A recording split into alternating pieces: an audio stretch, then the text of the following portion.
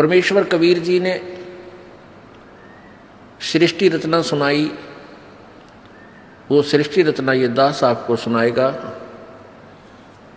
परमेश्वर द्वारा दिया हुआ ज्ञान इस दास के वचनों में।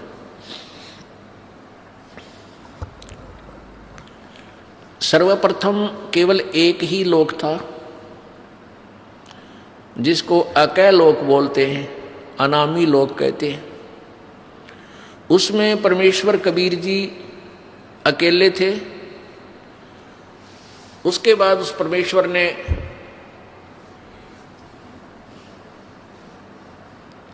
एक से अनेक होने का ख्याल किया।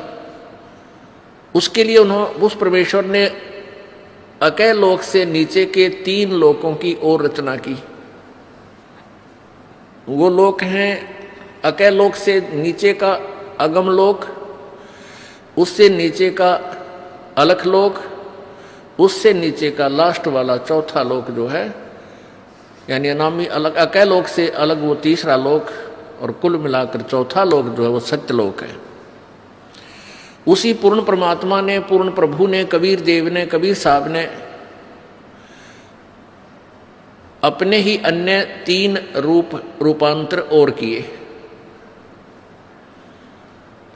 अगम लोक में वो अगम पुरुष कहलाता है, अलख लोक में अलख पुरुष, और सत्य लोक में वो सत्य पुरुष। एक ही परमात्मा अपने 3 रूप बनाकर वहां विराजमान है। परमेश्वर ने सर्वप्रथम सतलोक की रचना की, सतलोक के अंदर सृष्टि रचना की। अपनी सबद शक्ति से 16 पुत्रों की, अपनी प्रथम वचन से 16 द्वीप, 16 स्थान अलग अलग परमात्मा ने बनाए। फिर 16 शब्दों से, 16 वचनों से 16 पुत्रों की उत्पत्ति की,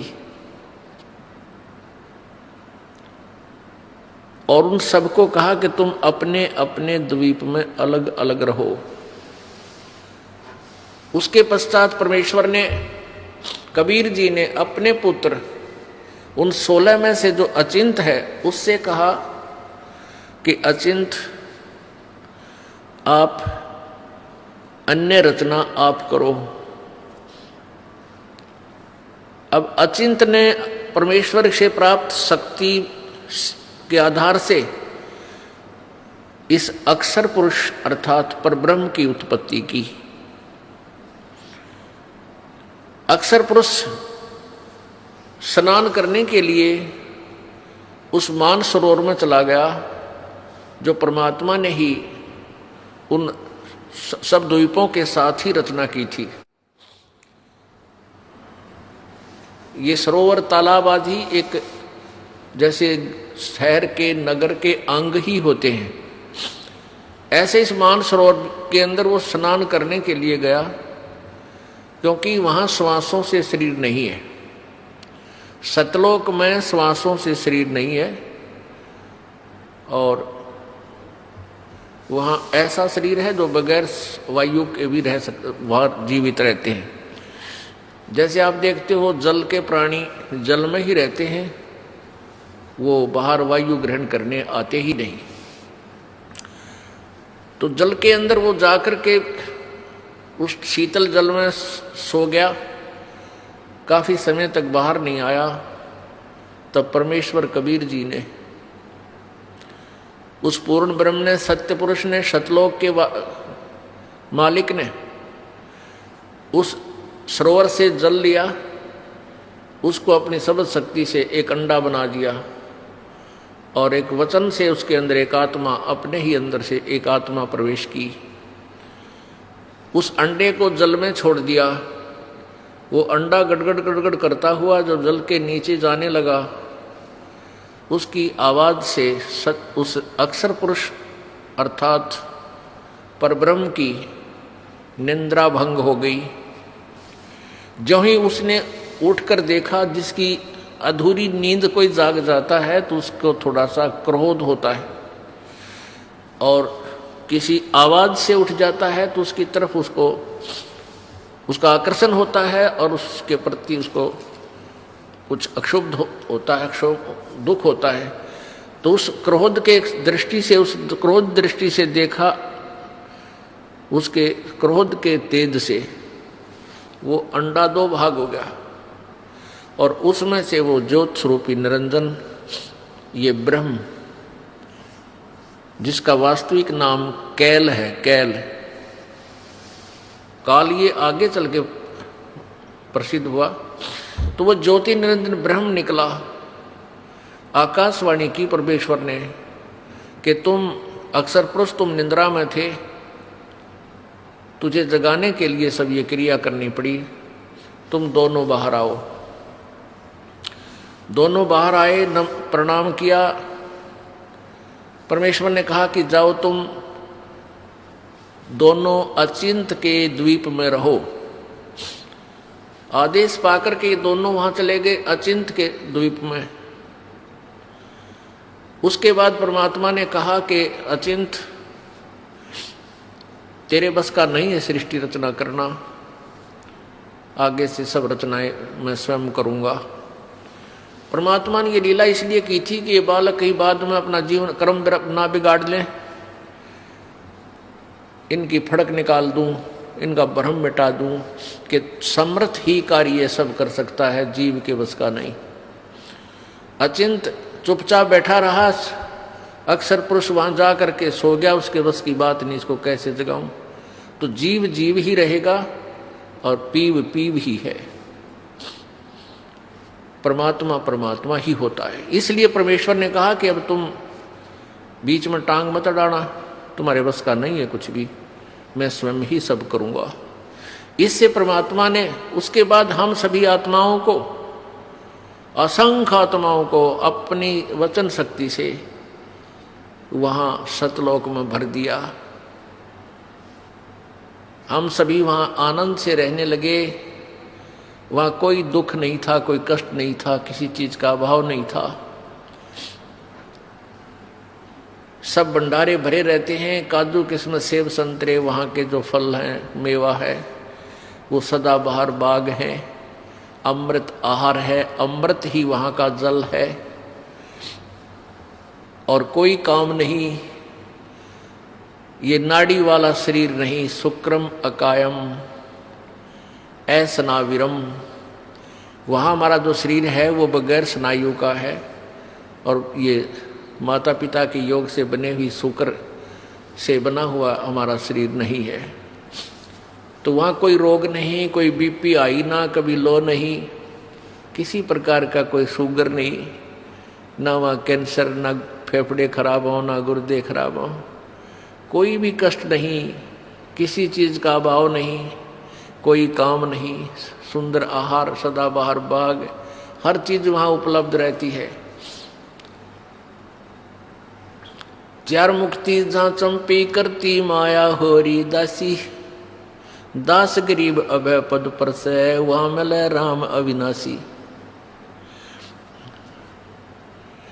वहाँ जहाँ जैसे यहाँ की चौथी मुक्ति ब्रह्मलोक न जाना होता है, वहाँ पर अपने पुण्यों के आधार से कुछ दिन स्वर्ग के अंदर वो सुविधाएं जो प्राप्त हैं, जैसे होटल में जाके अपनी ही पूंजी से ये प्राणी सुविधाएं प्राप्त करता है, और पूंजी समाप्त होने के बाद फिर अपने कर्म क्षेत्र में आ जाता है जहाँ वो काम करता है। इसी प्रकार स्वर्ग महास्वर्ग चौथी मुक्ति जो प्राप्त करते हैं यहाँ की साधना से, वो ऐसा समझो जैसा शिमला के अंदर कोई सेठ साहूकार व्यक्ति, धनी व्यक्ति गर्मियों के दिनों में 2 महीना विश्राम करावे, अपने 20-30 हज़ार रुपये ले जावे और सब अपनी जेब से खाओ पियो मस्ती मारे, बर्बाद करके वापस अपनी फिर दुकान पा बैठे, फिर कर्म करे, फिर पैसे बचावे, अगली गर्मियों में फिर 2 महीने घूमे आवे। ऐसा यहाँ की स्वर्ग महास्वर्ग अर्थात ब्रह्मलोक तक की उपलब्धि है, प्राप्ति है, का फल है। तो परमात्मा कहते हैं सतलोक के अंदर वहाँ पर ये चारों मुक्ति सदा पड़ी रहे, कभी समाप्त नहीं हो। जो सुख यहाँ कि चौथी मुक्ति प्राप्त प्राणी को है, वहां आपका कभी समाप्त नहीं होगा। वो आपके चरणों में इतना सुख सदा रहेगा और सदा था।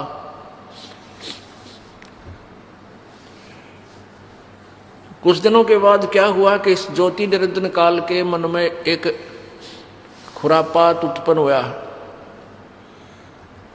इसमें कुबद उत्पन्न हुई, कुमति। इसने सोचा कि मेरे सभी भाई जितने भी हैं सब अलग अलग आराम से रह रहे हैं, बड़े बड़े द्वीप हैं उनके, और हम 3 एक द्वीप में रह रहे हैं। तो उसने क्या किया, एक पैर पे खड़ा होकर तपस्या प्रारंभ की। किसने? इस ज्योति निरंजन ने, ब्रह्म ने, जो 21 ब्रह्मांड का स्वामी है। वहां सतलोक में ये केवल एक द्वीप में रहते थे 3 जने। तो इसने 70 युग तक जब तप किया, और जब ये तप कर रहा था, हम इस काल के जाल में कैसे फंसे। पुण्यात्मा, ये परमात्मा कबीर उस पूर्ण ब्रह्म द्वारा बताई गई कहानी है। ये कोई बालकों की कथा नहीं, या भूतों की कहानी नहीं है, या फिल्म स्टोरी नहीं है। ये 100% यानी 100% सत्य है। आपको बताया कि आप जी ने वो अज्ञान इतना सुन रखा है, वो बकवाद इतनी सुन रखी है कि सत्य कथा को आप बकवाद समझते हो। ये सोचते तो बनावटी बातें हैं।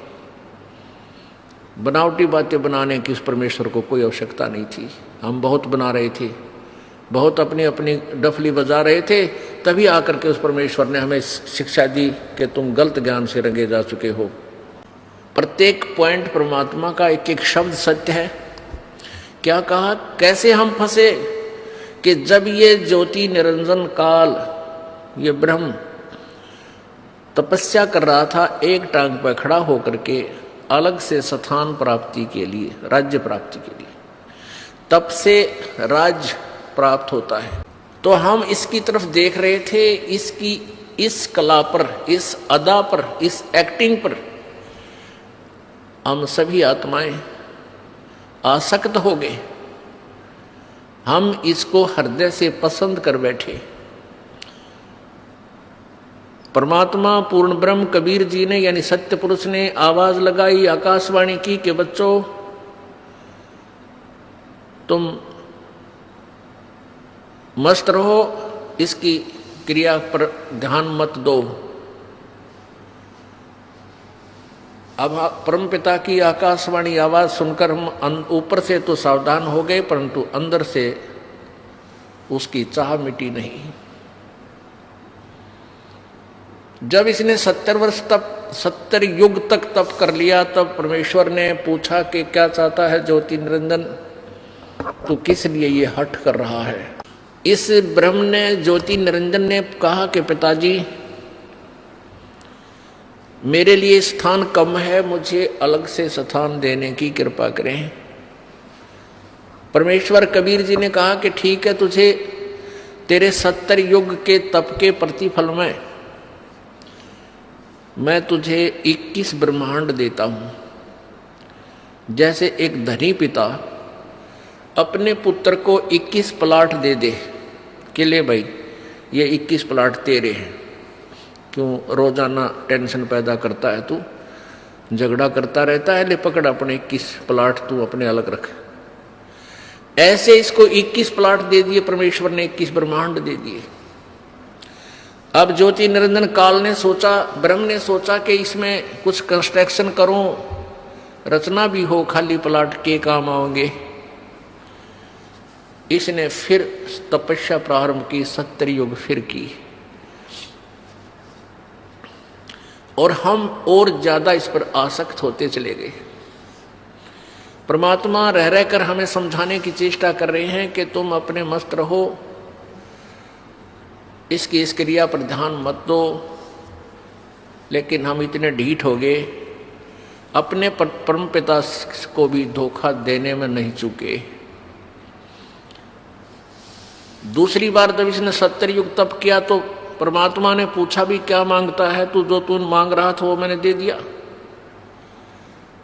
ज्योति निरंजन ब्रह्म ने कहा कि प्रभु पिताजी, इसमें कुछ रचना की सामग्री देने की कृपा करो। परमेश्वर ने कहा कि ले बेटा, 5 तत्व और 3 गुण प्रभु ने बनाकर अपनी सबद शक्ति से उत्पन्न करके इसको दे दिए। अगले खेल ले, खेल खिलौनों से। अब इसने सोचा भी कंस्ट्रक्शन भी कर लूंगा, फिर अकेले का जी लग गया 21 प्लाटों में, तो संतान भी चाहिए, यानी मेरे साथ कुछ आत्माएं भी हों, मेरे साथी हों, मिलजुल कर वहां रहें आराम से। इस दृष्टिकोण से इसने फिर तपस्या की। उस समय इसने 64 युग तक जब तप कर लिया, तब परमेश्वर कबीर जी ने, सत्य पुरुष ने पूछा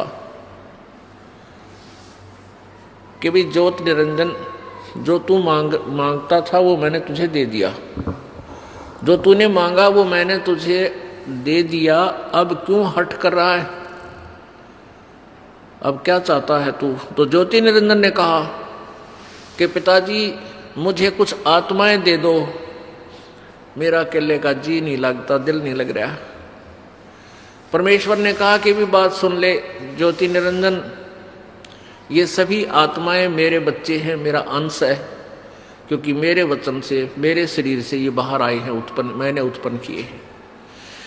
ये जीव नहीं दे सकता किसी कीमत पर, किसी भी तेरी क्रिया पर और किसी भी तप से जब से मैं ये नहीं दूंगा, मैं नहीं दे सकता, ये मेरी आत्मा है। उस अंतर्यामी परमात्मा को सब पता था कि ये दूध फट गया, ये सेब खराब हो गए, और सेब खराब हो जाए तो वो सेब सेलर उस सेब को उन सेबों से बाहर दूर फेंक देता है, बाहर फेंक देता, उसको मंडी के खागड़ खाया करें, फिर पातला कुचला, कुत्ते खावें, गधे खावें। तो ऐसे हम सभी आत्माएं उस परमात्मा की दृष्टि से गिर गए, हम पतिव्रता पद से गिर गए, क्योंकि हम इस ज्योति निरंजन को अंतर आत्मा से चाहने लगे, और पिताजी के कहने के बावजूद भी हमने अपनी चाहत को वापस नहीं किया। पुण्यात्माओं, आप देखते हो ये रोग हमारा वहीं से लगा था। ये आप देखते हो, ये हीरो और हीरोइन, अभिनेता अभिनेत्री अपने रोजी रोटी के लिए नाचना कूदना, चटक मटक डायलॉग बना बना के इसे गाँव में नाच बजावे, और हम उनके ऊपर आसक्त हो जाते हैं, युवा बच्चे। और माता पिता कितना इनको धमका ले टेलीविजन ना देखियो, कितना इनको कह ले कि सिनेमा देखने मत जाइयो, कहेंगे को नहीं जावा, और सिनेमा का वहाँ पाओगे। यहाँ इस बरवाला में, हिसार में या कहीं आसपास पता लग जाए युवा बच्चों को कि वहाँ हिसार में कोई अभिनेत्री आई है या कोई अभिनेता, ये नाच कूद करनी है, फिल्मों में कार्य करने वाले ये आया है, तो देखे इनका जम घटे, भगवान इतने इकट्ठे हो जाएंगे, कहाँ से खड़ा है, आधा किलोमीटर दूर से एडी ठाठा देखे जाके वो खड़ा स्टेज पे, वो खड़ी, और लेना एक ने देने दो, सारा दिन धक्के खा के और उल्टे आ जाए। तो बेमतलब वो अपने पैसे के लिए, अपनी रोजी रोटी के लिए उछल कूद कर रहे, और हम फ्री में उनके लिए वहां धक्के खाते आन रहे। तो ये रोग हमारा वहां लगा था। तो हम अपने उस मूल मालिक ने, उस परम पिता पर आसक्त रहे नहीं, जो सारे सुख देता, कोई रोग नहीं, कोई दुख नहीं, कोई किसी की मृत्यु नहीं, किसी का बेटा मरे नहीं, किसी की बेटी मरे नहीं, और उसको छुबोलकर हम इस पे ज्योति निरंजन की इस कला पर एक पैर पे खड़ा होकर तप कर रहा। ओह देख रहे हो, देख, आप यहाँ देख लियो, इस बरवाला में कोई या शहर आसपास की तरह को बाबा जी, ये नकली हठ योगी, शास्त्र विरुद्ध साधक नो पता लग जाना, वह बाबा जी खड़ा तप है भाई, और 5 दिन हो गए, 10 दिन हो गए, कोई फिर महीना हो जा, तो सारा बरवाला देखने जा, सारे उस पर चढ़ा का, और भाई पैर सूझ रहे हैं, मोटे मोटे पैर हो गए, और क्या होंगे उस गधे के, खड़ा रहेगा तो पैर सूझेंगे। परमात्मा ने भक्ति करने का तरीका बताया है वेदों में, गीता जी में, बिल्कुल आसान मार्ग है, सहज मार्ग है, वो तो किया नहीं। तो उस पर आसक्त हो जाए, किसी को कह दे भाई बैठ कर भजन कर ले, यू नाम है, ये मंत्र हम जो आपको बताते सबसे आसान, यू ना बने। और न्यू के पेट पलनिया जाऊंगा और कावड़ लाऊंगा, फुदड़ फुदड़ पैदल जाकर पैदल, कितना डले डुआले डोलेगा, पर बैठ कर मंत्र 2 माला कर दें, अंगड़ाई टूटन लग जाए, चल लागे तो घूम का वहाँ। अब घूम आप घूमना पर होगा तो अपने पाछे फिर कौन बैठने देगा। तो कहने का भाव ये कि हमारा यह बीमारी वहाँ से लगी हुई है, अब इसको हमने दोबारा सेट करना है। अब ये ज्ञान से सेटिंग होगी। ये जो कथा आपको दास बता रहा है परमात्मा की बताई हुई है, किसी बालक का ज्ञान नहीं है। इसको आपने हृदय में लिख लेना है और तब इस ज्ञान को, अध्यात्म ज्ञान को आप समझ पाओगे, नहीं तो ऐसे ही भ्रमित रहेंगे। क्योंकि सृष्टि रचना के बिना कोई भी सिर पैर किसी शास्त्र का आप समझ नहीं सकते। ये मास्टर की है, ये मुख्य चाबी है सदग्रंथों को समझने की और आध्यात्मिक ज्ञान को जानने की। तो परमेश्वर ने कहा भाई बात, एक शर्त है मेरी, एक शर्त पर मैं तेरे साथ अपनी इन आत्माओं को भेज सकता हूं, यदि कोई सब इच्छा से तेरे साथ जाना चाहते हो तो चले जाएंगे, फिर मैं उनको आज्ञा दे दूंगा। ज्योति निरंजन ये ब्रह्म हमारे पास आया, सभी आत्मा जो आज गधा कुत्ता सुअर मच्छर माखी गंदी लाड़ी के कीड़े हैं, जल के कीड़े जलचर बने हुए हैं, या ब्रह्मा विष्णु महेश बने हुए हैं, या दुर्गा बनी है, माताएं बनी हैं, जितनी देवियां बनी हैं, देवता बने हैं, ये सभी हम वहाँ सतलोक में रहा करते हैं। ये ज्योति निरंजन हमारे पास आया, ओए होए, हम तो पहले चाह रहे थे इसको जैसे यहाँ कोई आ जाए हीरो, और फिर देखे बालक पता लगते, उनसे पता लगा रोटी छोड़ के भाग लेंगे, हीरो आ गया, हीरो आ रहा, हीरो आ रहा है, वहाँ जा खड़े होंगे। तो ऐसे हम सभी उसके चारों तरफ घूम गए, झूम गए। उसने कहा कि भाई ऐसा है, मैंने पिताजी से 21 ब्रह्मांड लिए हैं और उसमें रचना करने की सामग्री भी ली है, आप मेरे साथ चलोगे? वहाँ से बनाऊंगा, स्वर्ग बनाऊंगा, महास्वर्ग बनावाएंगे, हैं वहाँ से ऐसे लगाएंगे, मेवा लगाएंगे, ऐसे करेंगे। तो हमने कहा कि हम तैयार हैं, यदि पिताजी आज्ञा दे दें तो हम आपके साथ चल पड़ेंगे। ज्योति निरंजन ने परमपिता से जाकर कहा कि पिताजी कुछ आत्माएं सब इच्छा से मेरे साथ जाने के लिए एग्री हैं, सहमत हैं। परमेश्वर ने कहा कि मेरे सामने उनसे स्वीकृति दिला तब मैं मानूं। परमेश्वर कबीर देव, सतपुरुष कबीर देव, कबीर साहब वहाँ आए और हम सबसे कहा कि भी जो आत्मा इस ज्योति निरंजन के साथ जाना चाहता है वो हाथ खड़ा करके स्वीकृति दे। अब पिताजी के सामने जो रोज ये कहा करता कि इसकी तरफ मत देखो, हम सभी शर्मिंदा हो गए और नीची गर्दन कर ली, कोई नहीं बोला, सन्नाटा छा गया।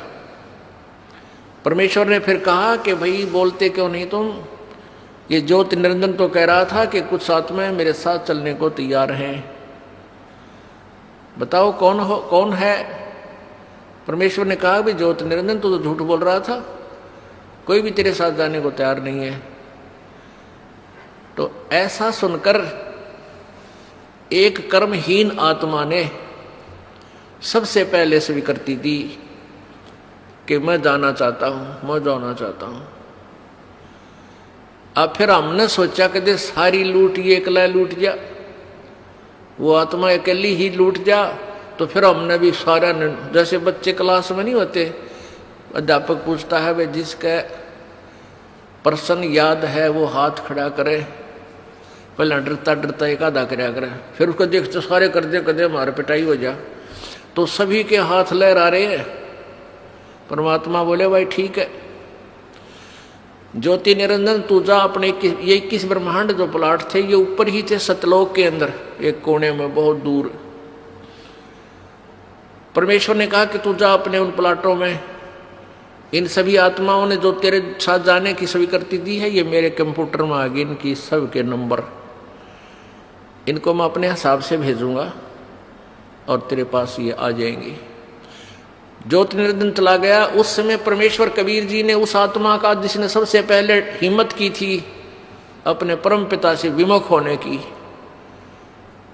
उसका एक लड़की रूप बना दिया, एक लड़की का रूप बना दिया, लेकिन उसको स्त्री इंद्री नहीं लगाई परमात्मा ने, बाकी स्वरूप लड़की का बनाया। इसमें भी कोई राज था दाता का। ये देखना चाहते थे कि ये नीच आत्मा ये निरंजन कितना और गिरावट में आता है, और हम सभी आत्माओं को सूक्ष्म रूप बनाया, बीज रूप, और दुर्गा के शरीर में अपने वचन शक्ति से प्रवेश कर दिया। जैसे आप देखते हो कि डॉक्टर बताते हैं कि 1 मिलीग्राम ब्लड में अरबों खरबों जीवाणु होते हैं, और उस ब्लड को निकाल कर वो दूसरे में डाल देते हैं। अरबों खरबों जीवाणु एक से दूसरे में चले जाते हैं। ऐसे परमेश्वर ने अपने वचन शक्ति से यानी उस सिरंज से इंजेक्शन से वचन इंजेक्शन से सभी को सूक्ष्म रूप दे करके और उस दुर्गा के शरीर में प्रवेश कर दिया। उस लड़की का नाम प्रकृति देवी रखा। प्रकृति आगे चल के यही दुर्गा अष्टांगी आदि नामों से प्रसिद्ध हुई।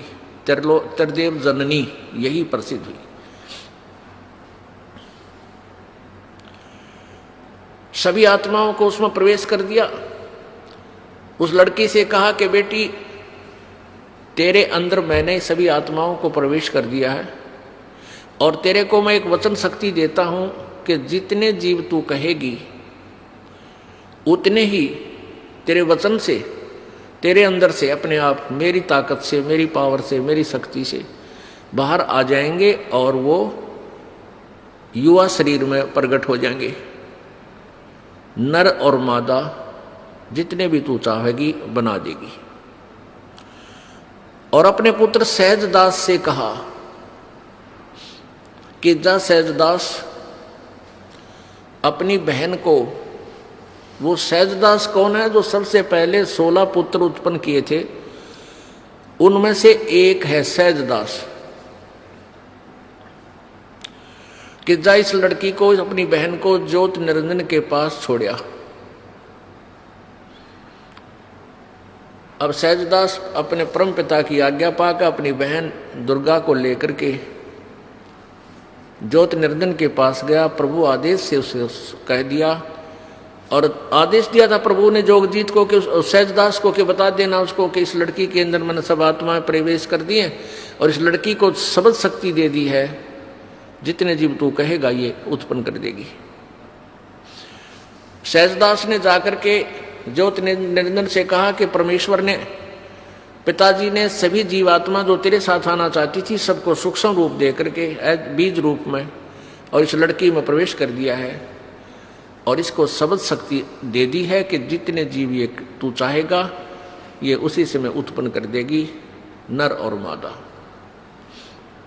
ऐसा कहकर के जो सहजदास वापस आ गया, वहां दुर्गा यानी ये प्रकृति और वो काल ज्योति निरंजन दोनों रह गए। अब युवती होने के कारण लड़की का रंग रूप निखरा हुआ था, और ज्योति निरंजन के अंदर ये काम वासना का अंकुर फूट गया। उस युवा लड़की को देखकर इसके अंदर दुर्विचार उत्पन्न हुए। लड़की के साथ दुर्व्यवहार करने की चेष्टा की, उसके साथ बदतमीजियां प्रारंभ की।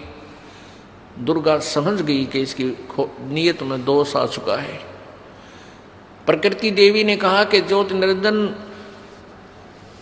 मेरी एक अर्ज सुन ले, तू ये पाप मत कर, तू मेरा बड़ा भाई है मैं तेरी छोटी बहन हूं। तू पहले परमात्मा ने अंडे से उत्पन्न किया, उसके बाद हमारी उत्पत्ति की। और बहन भाई का ये नाता, ये दुराचार महाघोर पाप होता है, ऐसा जुल्म मत कर। अब ज्योति निरंजन ने एक नहीं सुनी उस देवी की, हर संभव यातना भी उसने कैंसिल कर दी, रिजेक्ट कर दी। तब दुर्गा ने सोचा कि अब तेरी इज्जत के बचाव का कोई विकल्प नहीं बचा। तब उसने अपना सूक्ष्म रूप बनाया और जो ही उसने बकवादों के लिए मुंह खोल रखा था, अभद्र तरीके थे, उसके मुख के माध्यम से और पेट में पहुंच गई। वहां से प्रार्थना की, हे पिताजी, हे सत्य पुरुष, मेरे साथ ऐसे ऐसे इस ज्योति निरंजन ने बदतमीजियां की, मेरे साथ ये दुष्कर्म करना चाहता था, मैंने इसके पेट में शरण ली, मेरी रक्षा करो। तब परमात्मा मालिक को मालूम था कि इन के टिड्डे देगा यो, आज तक प्रसन्न हो गए इसके साथ जाने के लिए, बैठ लिए इसकी रेल में, आगे देखो क्या जुल्म करेगा इनके साथ। पता था परमेश्वर को। तो परमात्मा पूर्ण ब्रह्म स्वयं ही अपने पुत्र जोगजीत का रूप धारण करके और वहां प्रकट हो गए इस काल के लोकों में। ये ऊपर ही थे सतलोक में। वहां जाकर कहा कि जो ज्योति निरंजन सुन ले आदेश परमपिता का। परमपिता बोल ही रहे थे, आज से तेरा नाम काल होगा। 1,00,000 मानव शरीरधारी प्राणियों का तो नित्य सूक्ष्म शरीर से का तो नित्य आहार करेगा। 1,00,000 मानव शरीरधारी प्राणियों से निकले उस गंध को तू नित्य खाया करेगा और 1,25,000 उत्पन्न करेगा। और आज से तुम्हें यहां से निष्कासित किया जाता है, चले जाइयो यहां से तुम दोनों के दोनों। अब दुर्गा ने जुल्म किया, सबसे पहले ये स्वीकृति दी, अपने परमपिता से नाता तोड़ा, इस दुष्ट के साथ जोड़ा, तो हम अपने परमपिता के हृदय से गिर गए, हम पतिव्रता पद से गिर गए, हम व्यभिचारी बन गए। तो परमात्मा ने 21 ब्रह्मांड समेत 21 ब्रह्मांड सहित दुर्गा और काल सहित उन सबको वहां से निष्कासित कर दिया। इसका वहां से विमान चला। 21 ब्रह्मांड ऐसे चल पड़े जैसे विमान चलता है मालिक का आदेश पाते ही। और सतलोक से 16 शंख कोश की दूरी पर 16 शंख कोश की दूरी पर आकर के ये ब्रह्मांड यहां से फिर इन्होंने परिक्रमा शुरू करती। अब यहां चक्कर काट रहे हैं 16 शंख कोश की दूरी पर, नील पद्म शंख। अब गणित की रीति से इसको ऐसे जान सकते हैं जैसे 1000, 10,000, लाख, 10 लाख, करोड़, 10 करोड़, अरब, 10 अरब, खरब, 10 खरब, फिर नील, 10 नील, पद्म, 10 पद्म, फिर शंख, यानी 16 शंख कोश की दूरी पर। एक कोस में लगभग 3 किलोमीटर होते हैं। 48 शंख किलोमीटर दूर आ गए। पुण्यात्माओं, अब इस काल ने सोचा कि मुझे जो सजा मिलनी थी वह मिल गई, अब मैं मनमानी करूंगा। अब उसने दुर्गा के साथ फिर वही लड़की को उसके पेट से निकाल दिया परमात्मा ने। वहीं दुर्गा को इस ज्योति निरंजन के पेट से अपनी शक्ति से निकाल दिया। इसका पेट चीर का ऑपरेशन करके, वचन से ऑपरेशन हो जाता है परमात्मा का, वचन से ही सारे ब्रह्मांड बन जाते हैं। अब इस काल ने फिर ज्योति निरंजन ने फिर दुर्गा के साथ बदतमीजी की।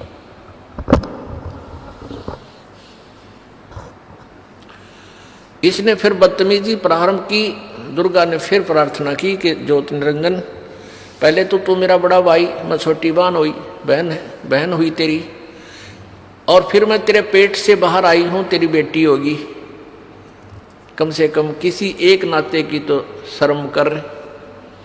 इसने एक नहीं मानी और अपने नाखूनों से, अपने पावर से लड़की का प्रजनन इंद्री बनाई और उसके साथ फिर जबरदस्ती शादी की।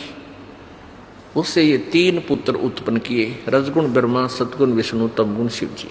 तीनों को एक एक गुण युक्त कर दिया। पुण्यात्माओं, ये कथा है जो परमेश्वर कबीर जी ने बताई।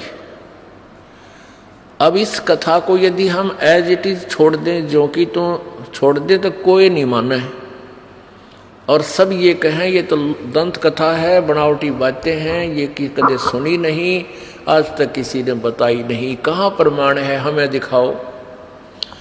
तो ये दास आपको ढेर सारे प्रमाण दिखाएगा और उन्हीं सदग्रंथों में दिखाएगा जिसको आप श्रोधार्य मानते हो, एथेंटिक मानते हो, वास्तविक मानते हो। उनमें से कौन कौन से हैं? पवित्र गीता जी, पवित्र 4 वेद, पवित्र 18 पुराण, इनके अंदर। और 5वां वेद जो आपको सुना रहा है ये दास, सूक्ष्म वेद ये दास आपको सुना रहा है जो परमेश्वर ने, कबीर जी ने आके बताया। और आंखों देखा उन महापुरुषों का विवरण उनकी अमृतवाणी में, वो भी प्रमाण आपको दिया जाएगा जिनको परमात्मा का साक्षात्कार हुआ है।